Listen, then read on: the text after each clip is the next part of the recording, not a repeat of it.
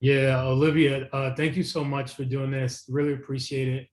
I know it's funny. I remember we got connected first through my friend Kanisha.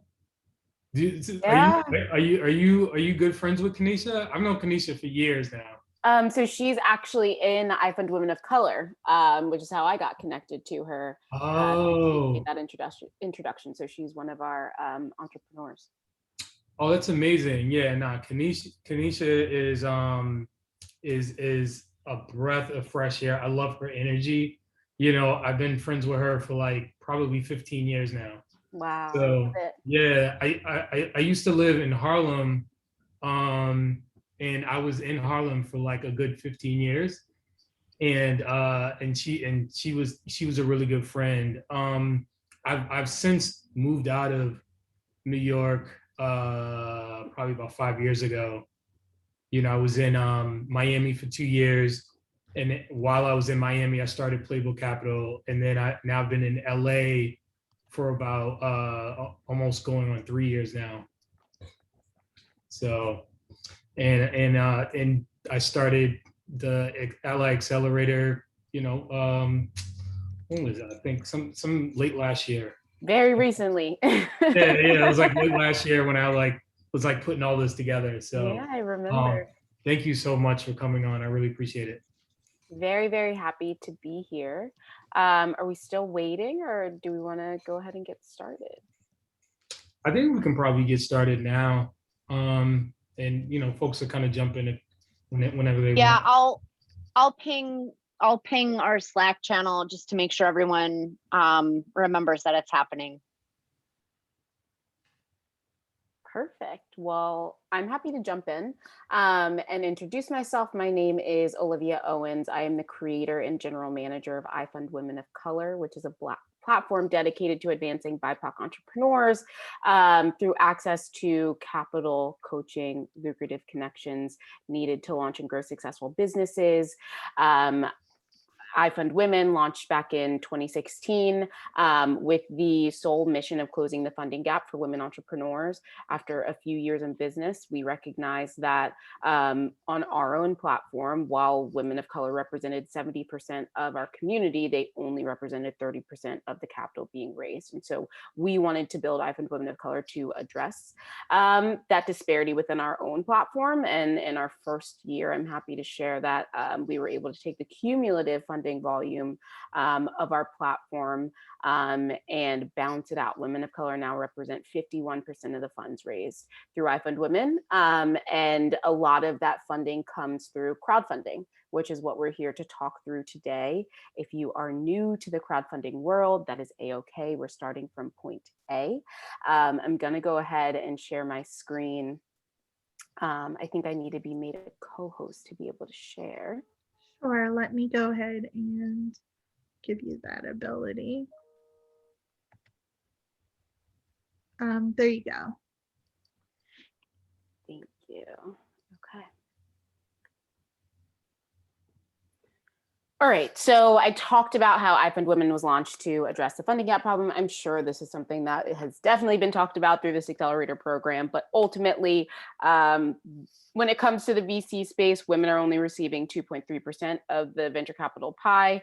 Black and Latinx women represent less than 1% of that. And so the question remains, what are the 99% of founders supposed to do to raise capital for their businesses? And so typically that starts with self-funding, putting your own capital into your business, whether it's to secure your domain name, build your website, things like that. We firmly believe that you shouldn't go into debt funding the earliest stages of your business, which is why we're so dogmatic about crowdfunding. And again, I'll dig deeper into that. The other type of capital that you're able to raise on iFundWomen is through grants. So we partner with different companies like Unilever, Visa, Adidas, American Express to funnel debt-free capital into the businesses on our platform. And it's an opportunity for you to get some cash infusion, but also understanding that grants are really competitive. There are only so many grants that can be out there. So instead of spending all of your time applying to every single grant that exists out there, we recommend first and foremost looking for the grants that are most applicable to your business sector, your business stage, who you are as an entrepreneur. And then also at iFundWomen, we're trying to simplify the process of applying to grants. We have a universal grant application that you can submit, and then any grant that comes up on our platform that you're eligible for, you get put into the running for. So that's one of the resources that we have.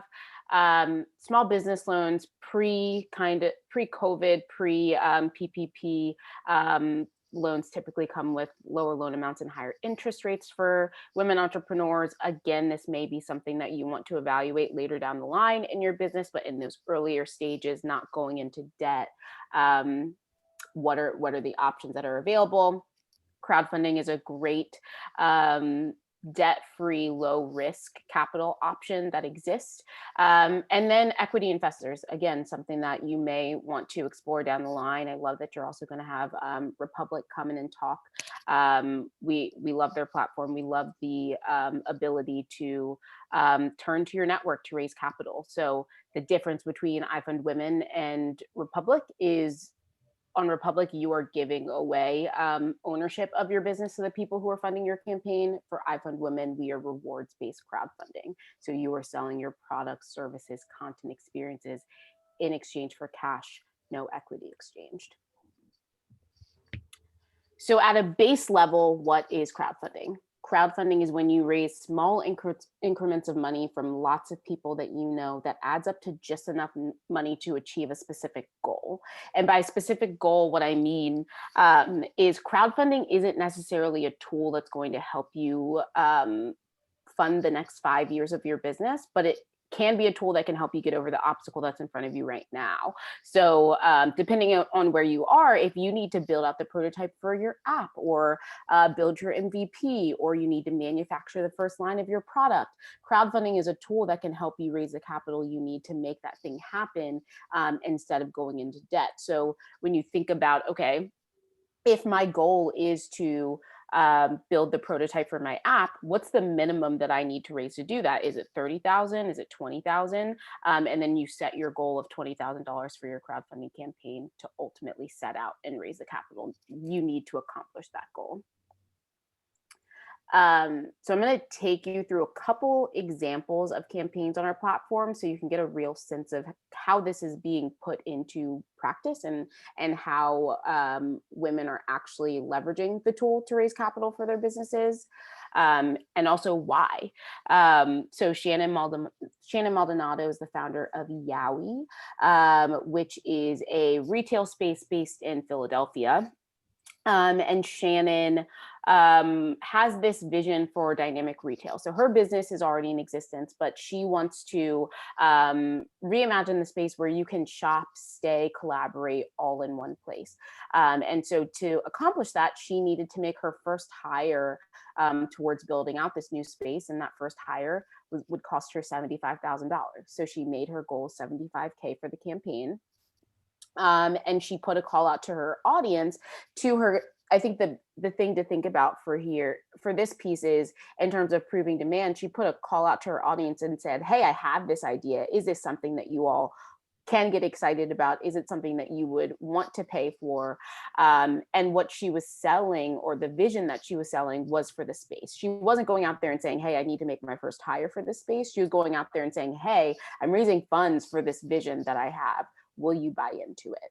And that is really the value of crowdfunding, because we know that the majority of startups fail, and we're all about failing fast and failing cheap. So if you're able to put it out there and say, hey, is this something that you're interested in buying, before you're spending years and years of your life and thousands upon thousands of your dollars to perfect the thing before you even know if there's a demand there.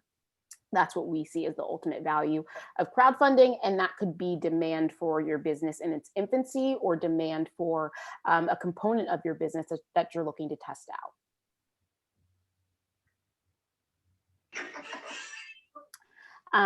This next example is driving sales and marketing. So crowdfunding truly is a marketing tactic for your business. It's an exercise in sales and marketing. For the course of a 30 to 45-day window, you are going out to your audience, telling them you're working on this thing, and you have one clear call to action for them, which is to either support the campaign, promote the campaign, share it with their network, and so on.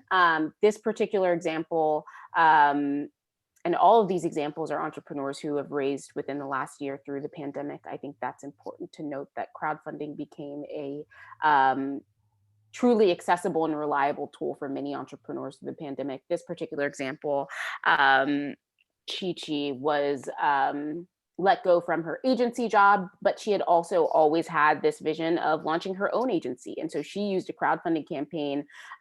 She calculated what's it going to cost me for the first year of business, landed on that $30,000 number. And then it allowed her to go out to her network, communicate, hey, this is something that I'm working on.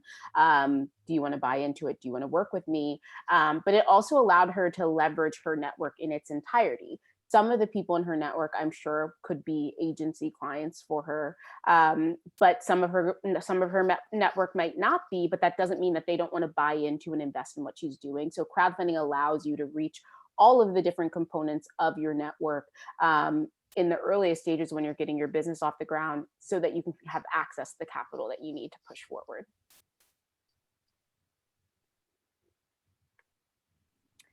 This next example is building buzz and awareness. I love this example because Bella actually just came back to us to run her second campaign and got funded, I want to say, in like 2 weeks.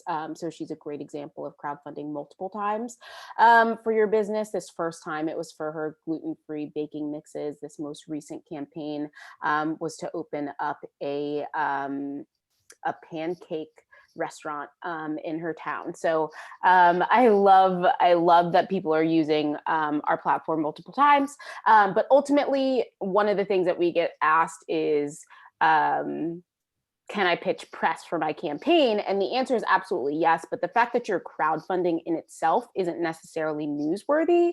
But there is an opportunity for you to tie into whatever broader conversation is happening. This first time when Bella raised funds, it was near the beginning of the pandemic, when parents were trying to figure out activities to keep their kids occupied. And so she positioned her baking mixes as an activity for you to do with your kids at home, and then was able to include the link to her crowdfunding campaign so that she's getting more and more eyeballs on the campaign as it's happening. So the campaign is an opportunity to build buzz and awareness, but I always like to give the caveat that the fact that you're crowdfunding isn't necessarily the thing that's going to get people to bite, but there is a way to time press around your crowdfunding campaign so that you're expanding your reach beyond just your network for the campaign. I have a question. Can you ask questions in the middle? Yes, please do. So to get the word out, are a lot of people using some kind of like PR strategy, or, some kind of marketing around it? Do you guys provide help with marketing? Like how does it work? Yeah, so we have a 4-step method called the iFundWomen method, which takes our entrepreneurs through the preparation of the campaign and thinking thoughtfully about how you market it. It's what I'm going to talk about after we go through the campaigns. So I'm going to take you through kind of how we think about marketing your campaign and what we think is going to be most effective and really move the needle for you. But such a good question. And one of the biggest things that we hear from our entrepreneurs is, well, how do I get the word out there about what it is that I'm doing? But great question. This particular example is Naj Austin, who is a founder of Ethel's Club, which is a social and wellness club designed for people of color, which launched in New York City and of course has now gone virtual. But Naj raised her first $25,000 on iFundWomen to prove demand. Are people interested in a space like this in Brooklyn? And then ultimately went on to raise $1 million seed round and was able to get the visibility and eyes on what she was doing through her campaign to then go on and raise from investors beyond this. So we really like to position your fundraising process as a journey. Crowdfunding is just one stop on that journey, and there are ways to leverage this crowdfunding campaign to attract angel investors, get people to invest through the crowdfunding campaign, and then they support you. So when you're going to look for that seed round or whatever that follow-on capital looks like, you've already socialized them in some way. And then seeking alternative sources of funding. There are some companies that simply aren't appropriate for venture capital. That's okay, but you still need access to funding. And I love this example from Bridget Wallace. She had a vision for a home in Boston for underprivileged women to learn how to code. And so it was a space for them to stay and also learn the skills that they could leverage to get into the workforce.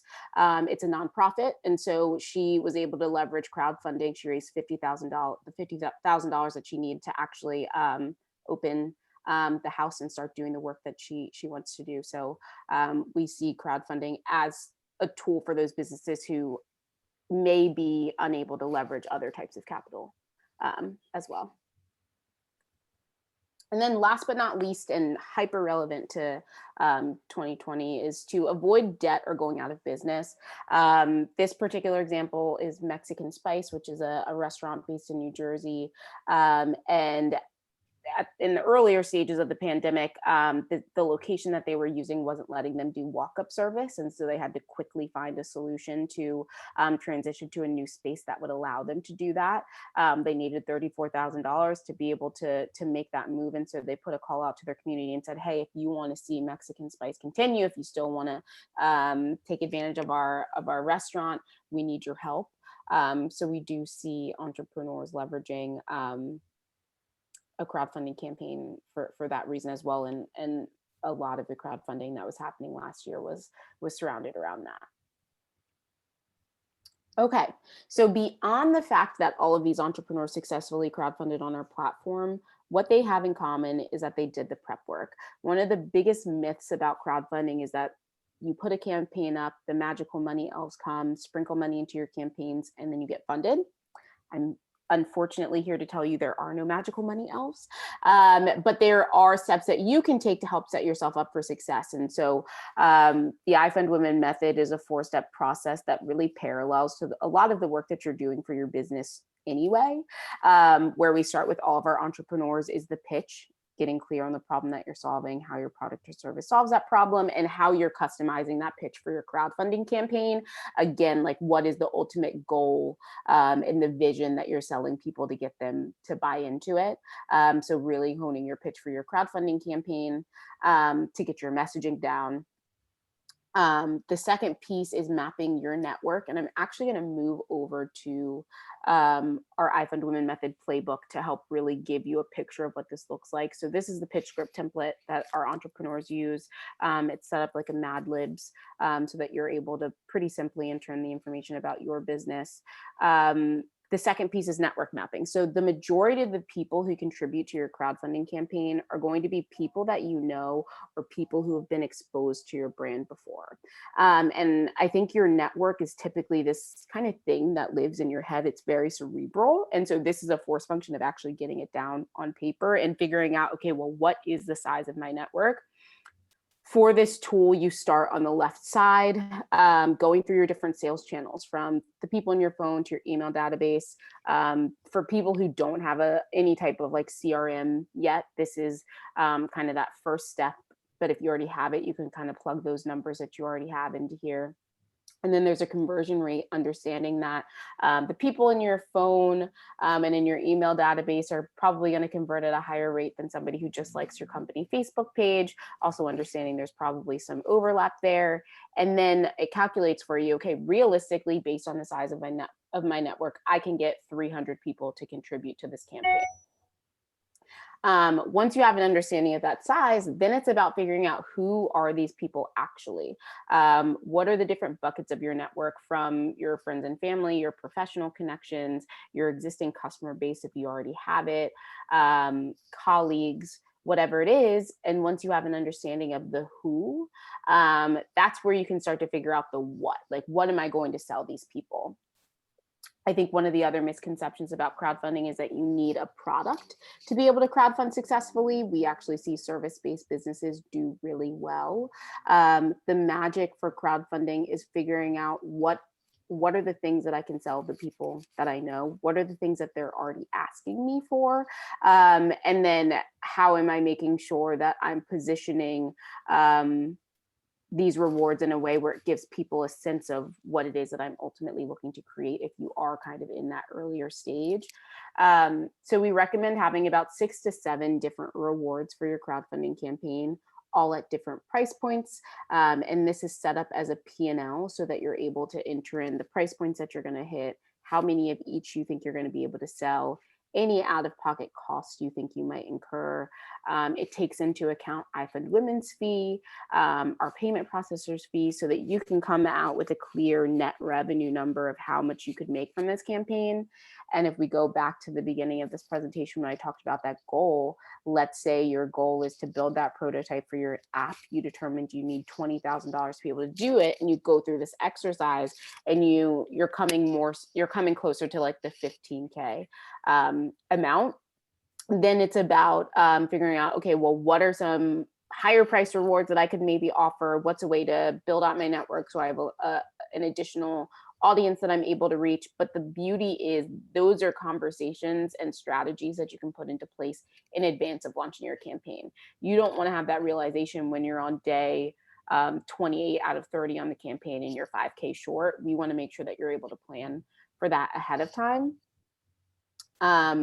And then in terms of the marketing, so it can take 6 to 7 touches to get somebody to convert and actually contribute to the campaign.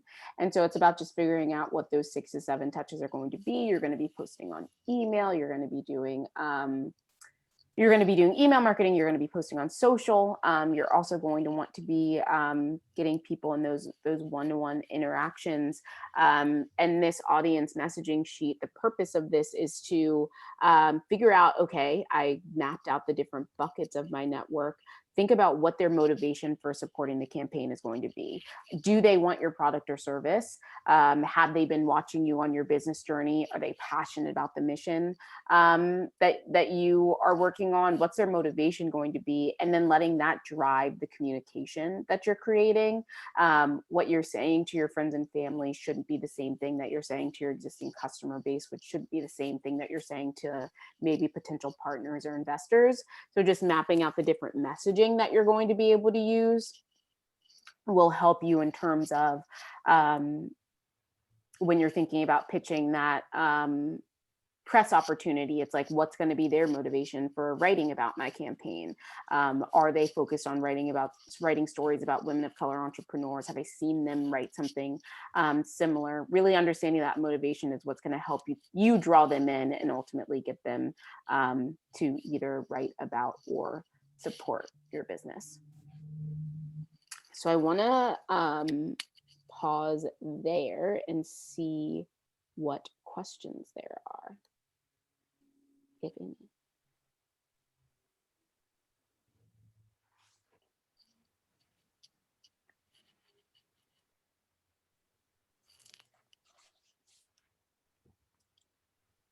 I guess I have a question in regards to, like, I know that you're talking about, well, I guess this is the process of the method that you have to take them through, someone who's doing crowdfunding to take them through the process.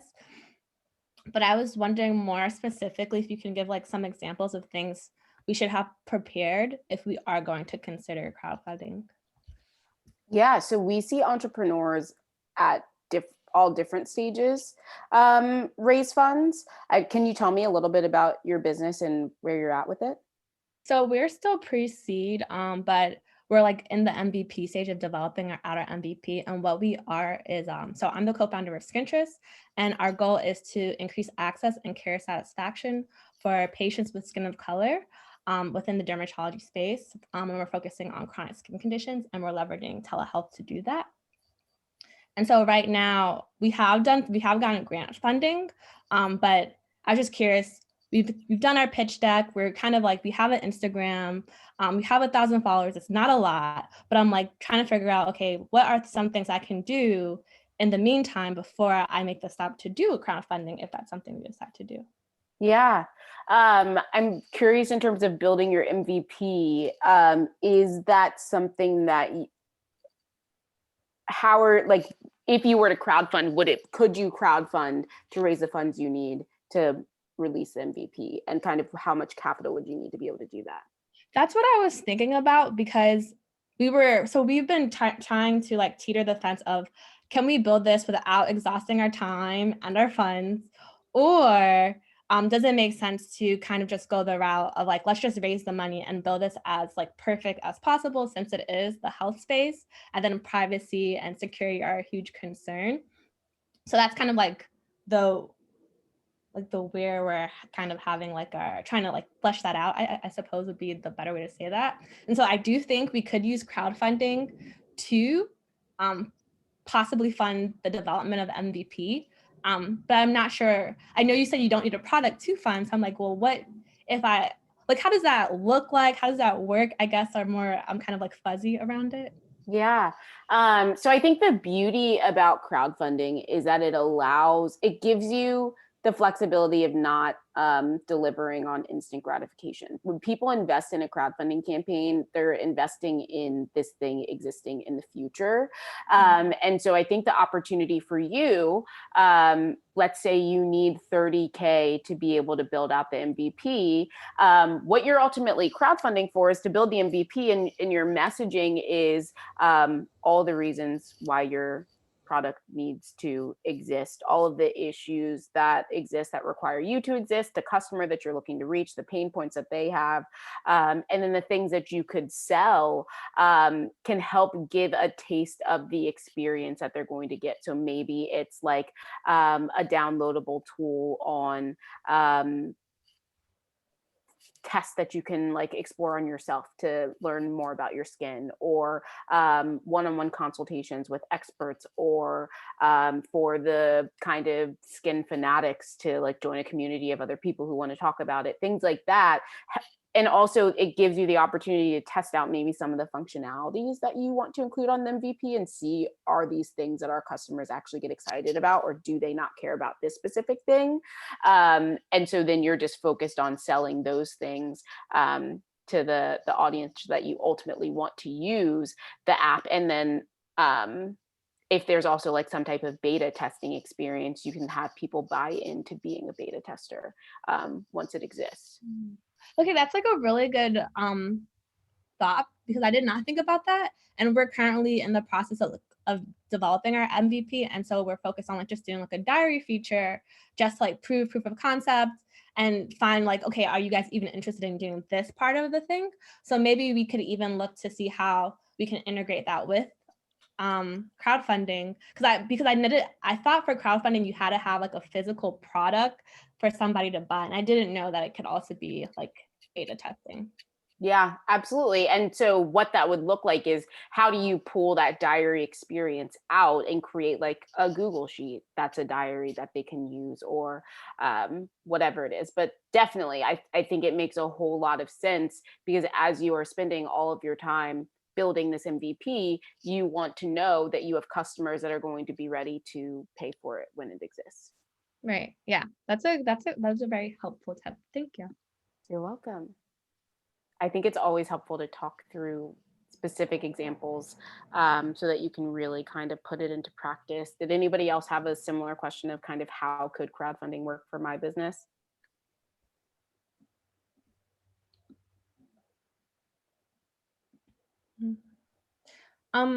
I guess I can, if no one has a question, I guess I have like another question. Yeah.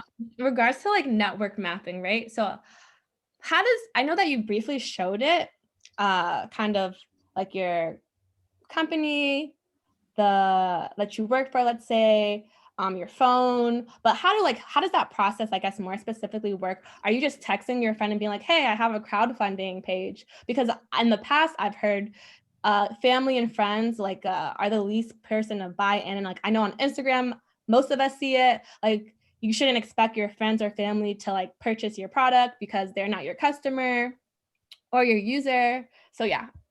Yeah, there is a whole lot of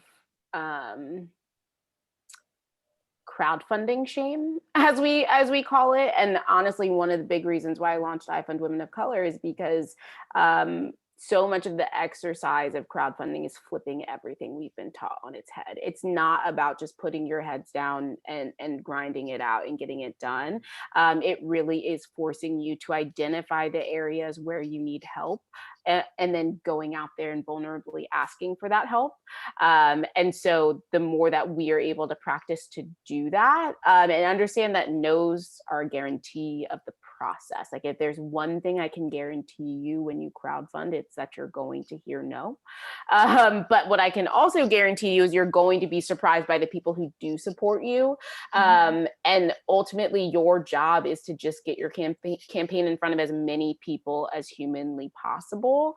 And also follow up with them, because I think that's the other thing. You'll post one time and you'll be like, well, I know they saw that post and they didn't do anything. And it's like, okay, but we're all the protagonists of our own stories. We're all focused on what we have going on. The amount of times my friends are like, hey, can you do this thing? And it's something that I want to do, but I simply forget. And I'm so thankful when they remind me. It's truly an exercise in stepping out of your comfort zone and making the ask.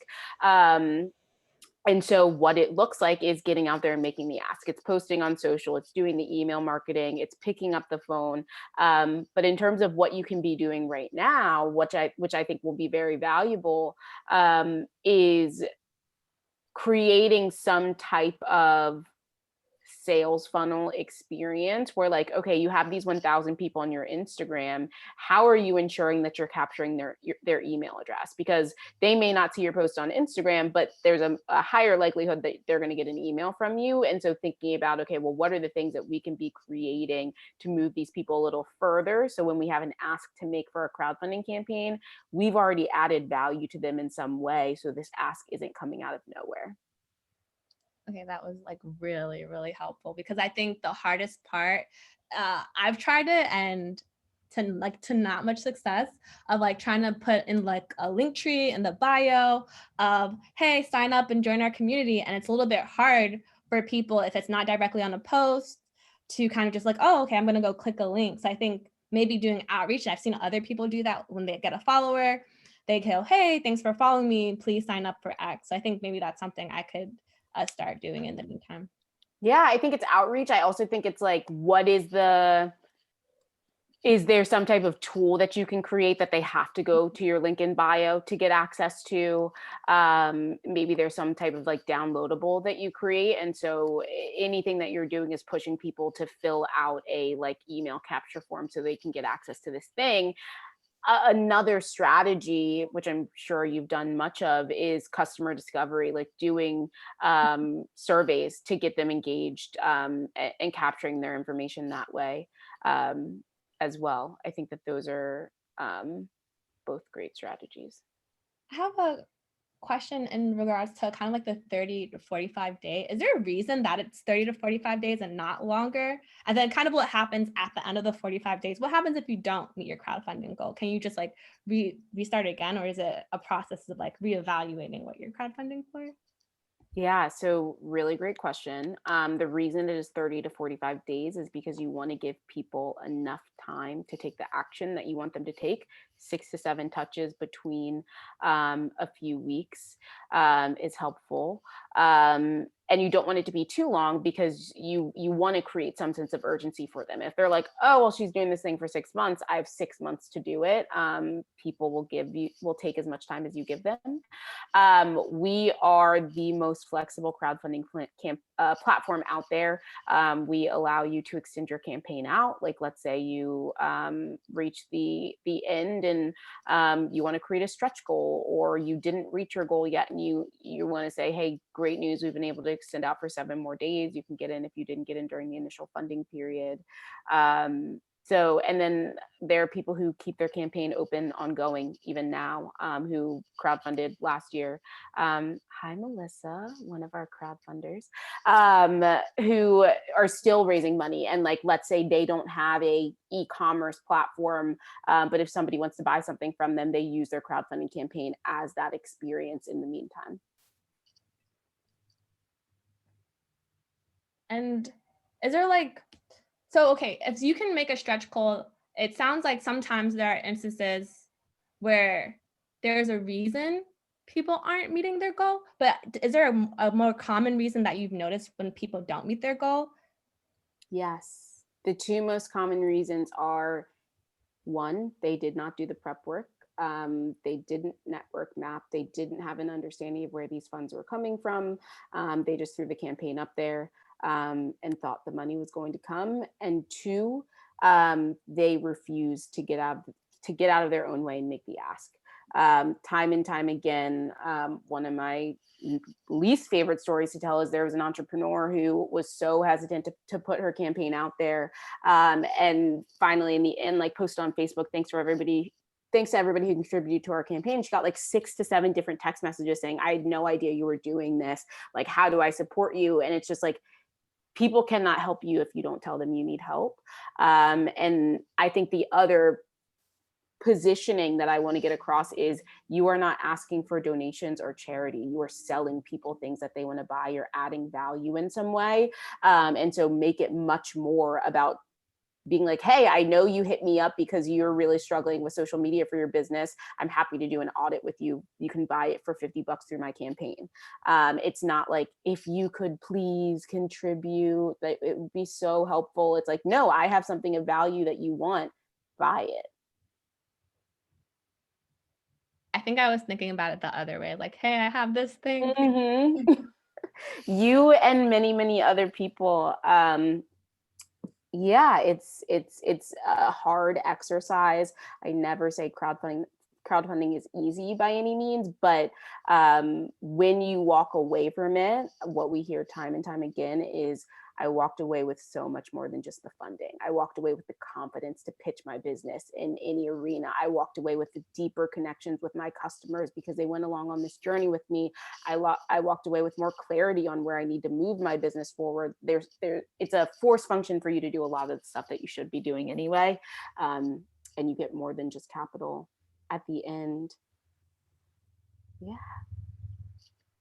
I have a question. Yes. Has there been a concern for founders or entrepreneurs about someone copying your idea?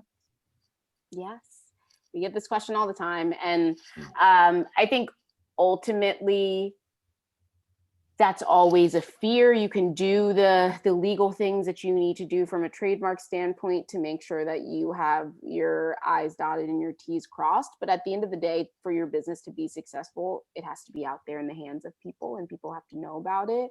I think there are ways to kind of position it where maybe you aren't giving away your full secret sauce about why you're different. But I mean, at the end of the day, you are the secret sauce. You are the only person with your brain that's going to execute this thing the way that you want it to be executed.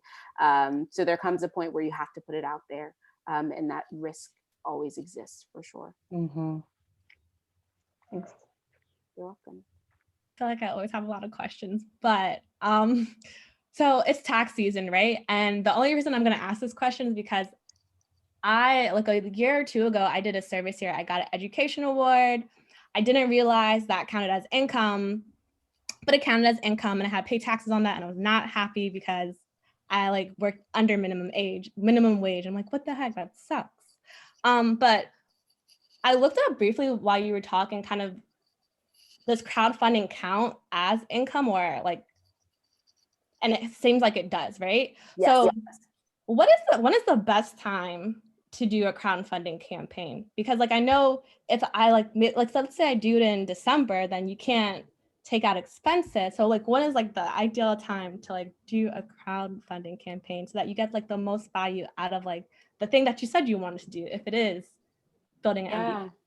Yeah, I mean, I think that is a very what's the word I'm looking for, kind of customized answer based on your specific customer that you're looking to reach. Like, are you doing something around breast cancer, and so you want to be a part of the breast cancer awareness conversation, so you're tapping into that, versus, well, in this stage of my business, I need to make sure this happens by this date, or the tax implications. It's a very kind of nuanced decision on when the best time to crowdfund is for you. What we always say, the best time to crowdfund is when you have the time. to dedicate to it, because it's a full-time job in itself. And so you want to make sure you have the capacity to be able to take that on, and then also consult a tax advisor, so that you understand the implications of raising this large lump sum of money, and what that looks like. Okay. And then the last question I'm going to ask, and then I'm like, let other people ask questions, because I feel like I'm a little bit hogging you a little bit. How much time should I give to kind of prepping, like the prep part of the campaign? So we typically say about 4 to 6 weeks, but that really depends on what you already have ready for your business. The minimum you need to crowdfund on our platform is a website and social channels. So let's say you don't have your website yet, whatever amount of time it's going to take you to build that. It doesn't need to be a fully built out platform. It can simply be a splash page, but you do need something. The other piece of the prep is there's a video component to crowdfunding campaigns. And so allotting the time once you have your pitch down, to get the video shot, edited, all of that magic. So it can be done in 4 to 6 weeks. I'd maybe say 8 weeks to give yourself the time to feel super confident with it. Okay. Okay. Well, wait, the video thing, can you clarify more about like, what is that? I'm sorry, I'm really not gonna, I feel bad. No, these are all questions that I'm sure everybody has, and questions we get all the time. The video is, if you look at crowdfunding campaigns, there's a 2 to 3 minute video at the top. It's like information about your business. It's essentially your pitch recorded. So you talking about your business, the problem that you're solving, giving people a look at what it is that you're creating, maybe customer testimonials, things like that, just to give people retain 95% of the information they receive through video versus 10% through text. So having that video component is a way to make sure people are getting the information that you're trying to get to them. Okay, thank you so much. You're welcome. All really great questions.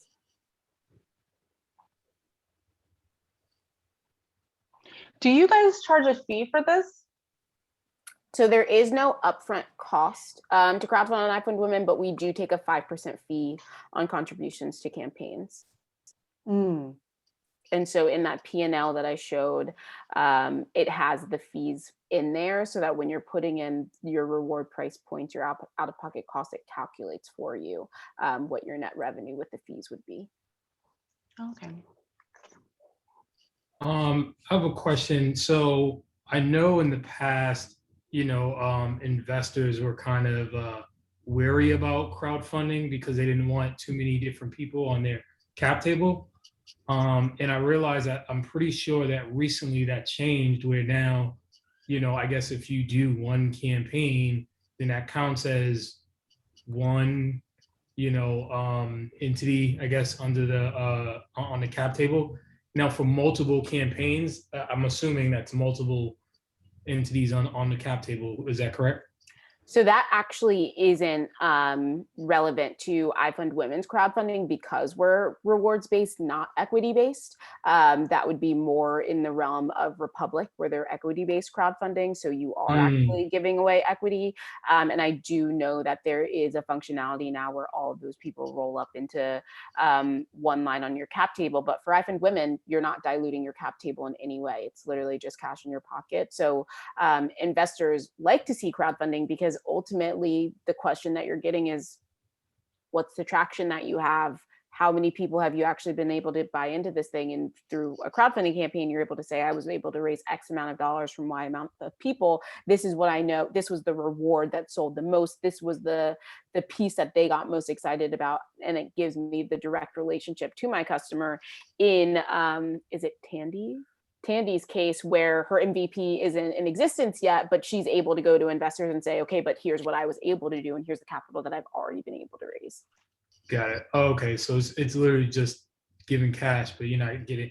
It's almost kind of like what was it, like Kickstarter and Indiegogo, and Exactly. like, yeah. So that, okay, got it.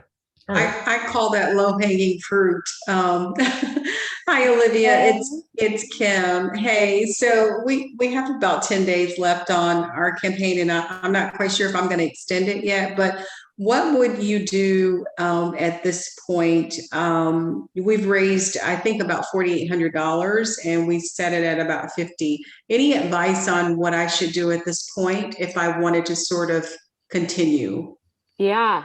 I mean, this is a whole coaching session in a question because it really depends on what you've done to date and like what has been working and what hasn't been working. I mean, ultimately, what it breaks down to is it really is math. If you can get 20 people to contribute $50, then that's going to help you move the needle on that goal. And so it's about writing a list of 40 names and going out to those people and saying, hey, well, you can contribute this amount, and see how many of those people you can get to do it. I would probably go into a mode of just that, like a 10-day sprint of 40 names, $50. Farm it out to the other people on your team, split it up. Each of us have 10 people that we need to reach out to get it done. But I think it really comes down to going beyond just the marketing. I'm sure many people know that you have the campaign already, and it's creating that urgency. There are only 10 days left. I want to make sure you don't miss out on this. Here is this thing that I know you want to buy. Here's the link to do it.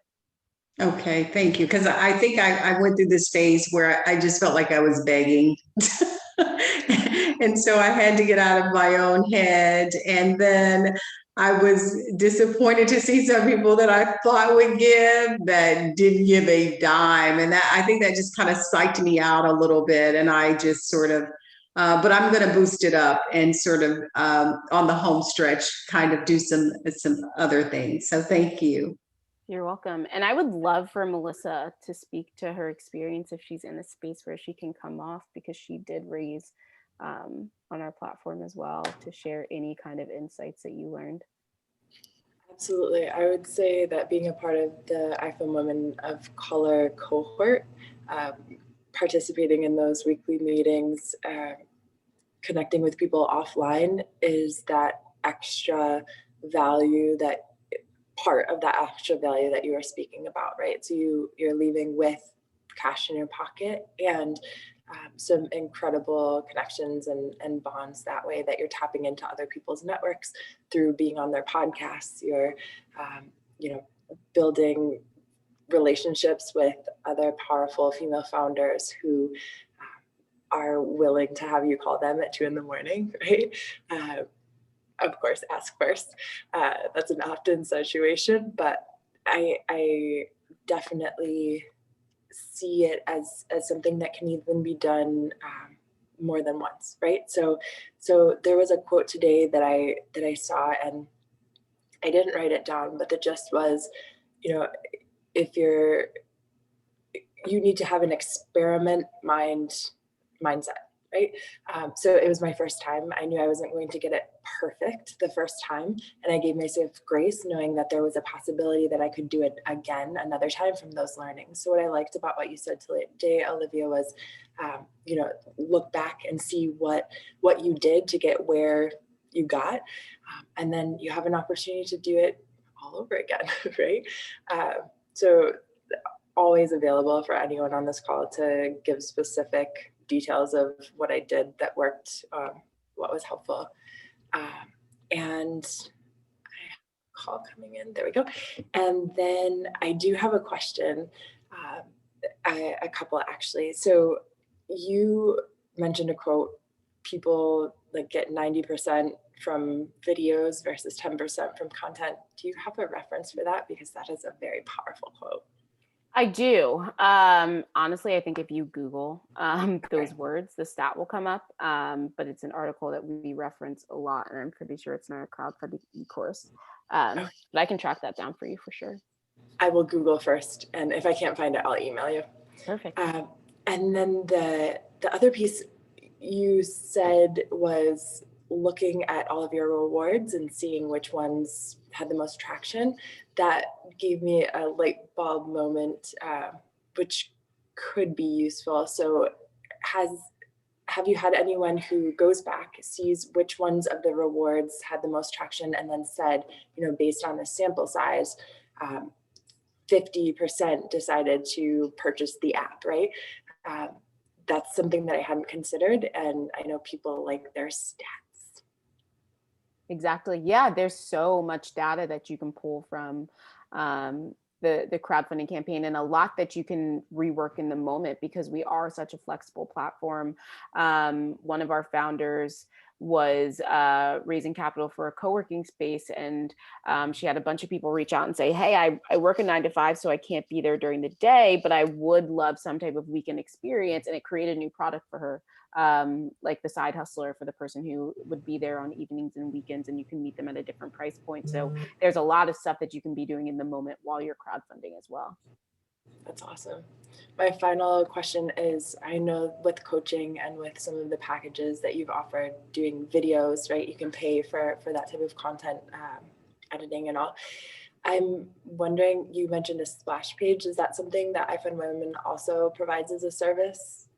So through our coaching platform, one of the calls that you can book is building a website 101. So we can work with you to identify the platform that you want to put it on, what content should be there, how you should be thinking about it, that type of stuff. None of our coaching is essentially, we'll do it for you, but we will definitely show you the way and help you get it done. Good to know. Thank you. You're welcome.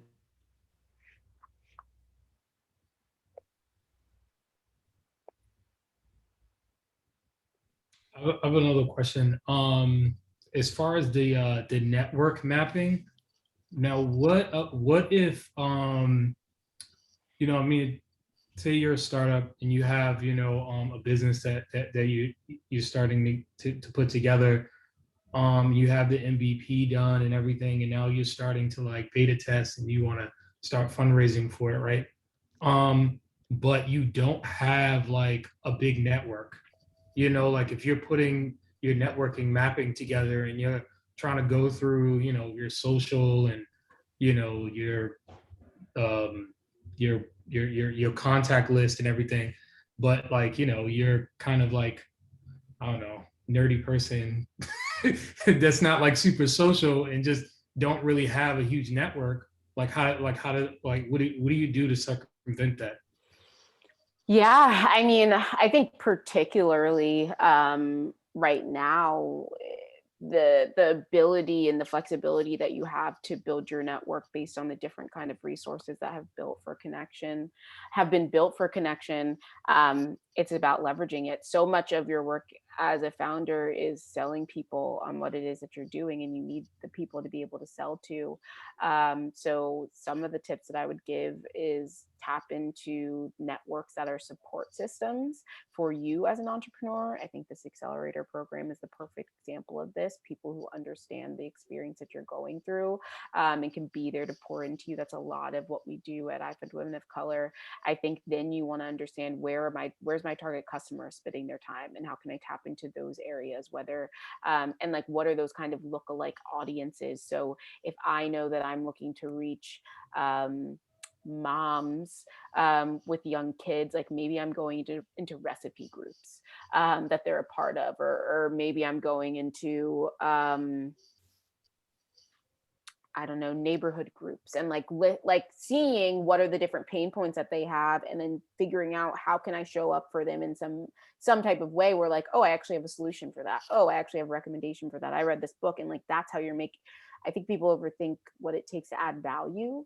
And like a simple recommendation can go a long way in making that person remember like, oh, they actually helped me out in that moment, and now they're asking me for something. I'm happy to show up for them, even if it's a $25 contribution to the campaign. So I would say, to synthesize, it would be find your support system that can gas you up when you do need to go out there and connect with other people.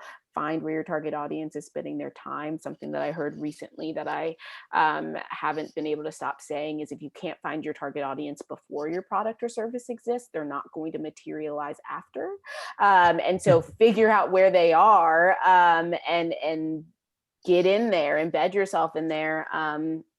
And then don't overestimate what it takes to add value. Just be genuine and authentic, and understand their needs and how you can serve them. Yeah. I feel like that goes back to like the ideology of like, don't try to build something just because you think it's a cool idea, but actually like, solving a problem that like people are already kind of having, you know? And not even that people are already having, but that people are willing to pay for Mm, a solution. And that's why crowdfunding, because it's not just saying, hey, I have this idea, what do you think? It's saying, hey, I have this idea, will you pay for it? And that's that mm, whole proving demand before you invest in supply concept. yep. It's a really good idea. Thank you for that. I like that. Thank you. Please take it, run with it, spread the crowdfunding joy wherever you go. I have a comment. This was really helpful, even how you guys kind of frame your words and thinking about how we can really like prove our case to investors when we do go to these like pitch competitions, or when we do have a chance to be in the room, right? Or to be in that space. And I think what you said about like thinking too hard about how we provide value is something that I can see in the past, looking back, how we've struggled with that. And I think just trying to have everything perfect and like being a perfectionist isn't really, you don't need to do that to be valuable to an audience. So thank you. You don't at all. I also always say mediocrity is extremely underrated. Like there are a whole lot of mediocre products and services out there that people are paying for, and perfect is the enemy of done. Like whatever you put out first, you're going to iterate on it to make it better. It just needs to be out there so you know how to iterate. That's a t-shirt. Thank you. Amazing. Well, thank you so much for having me. In terms of, if you want to learn more about crowdfunding, if you want to get more connected to the iFundWomen network, I'm happy to share kind of some follow-up links with Brandy and Charles that they can share out. We have a free Slack network that you're able to join. We do a ton of free workshops. I think we had one on bookings, paid speaking gigs. Shopify is doing their third workshop with us. So a ton of free resources that exist. We also have iFundWomen of Color, which you can apply to be a part of and join Kim and Melissa in our beautiful space. And yeah, we'd just love to have you be a part of it. No, that's amazing. Wait, can you talk about wait, Melissa, you guys are doing something with them on the space? Can you talk about that for a second? Yeah, so Melissa is in iFundWomen of Color. She raised on our platform. She received a $25K grant from American Express for her business through her crowdfunding campaign. So she is a true iFundWomen success story. That's amazing. That's awesome. Yeah, Melissa, congrats. Yeah, and Charles, I'm currently raising on there now. Yes, and everybody in this room should know about this. Everybody in this room is in your network map. This is where you make the ask. Do it. Yeah, I'll make sure that that these stories are out there, especially related to like Ally Accelerator and on social and stuff like that. So get the word out. Absolutely. And Kim, if you haven't already, drop the link to your campaign in the chat. I did. You knew I was going to say I learned that from you every week. Drop the link, drop the link. Check her out. Thank you. I love it. Amazing. Well, thank you so much for having me. I'm Olivia at iFundWomen.com. Feel free to reach out. Extremely accessible. Would love to help however I can. Cool. Olivia, thank you so much for coming on. Definitely appreciate you. I mean, you one of the first people I spoke to as I was like putting this thing together and trying to figure out how I can create a platform for women. You did it. but I did it, and it's and it's going, and I'm glad that they're getting so much information and so many gems, and people that I mean, like Tandy, who like has this kind of like overabundance of energy, and just she always asks questions, and I love that, and I'm glad that everybody's getting a lot of these like nuggets from people like you. Exactly. And like being able to ask the people the question is the key, and that's what's missing. We don't have access to those people who can just give us the answers. Like enough with the downloadable, enough with the e-course. Like I want to talk to you, tell me how this can work for me. I think that this is what we all need to be able to push further and achieve the things that we want to achieve, instead of just being told to work really hard to do it. Like, no, I have the information, let me just give it to you. Right. Right. So we just go on iFundWomen and join. Oh, because I want to join the people of color, the women of color. Yeah, so I'll be sure to include the link to the application for Charles and Brandy to send out.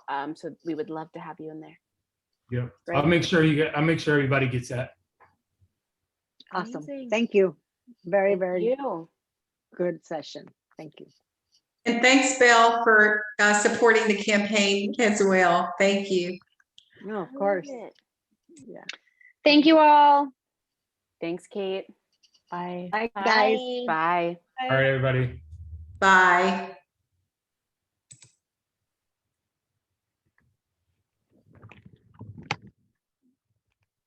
Thank you again, Olivia.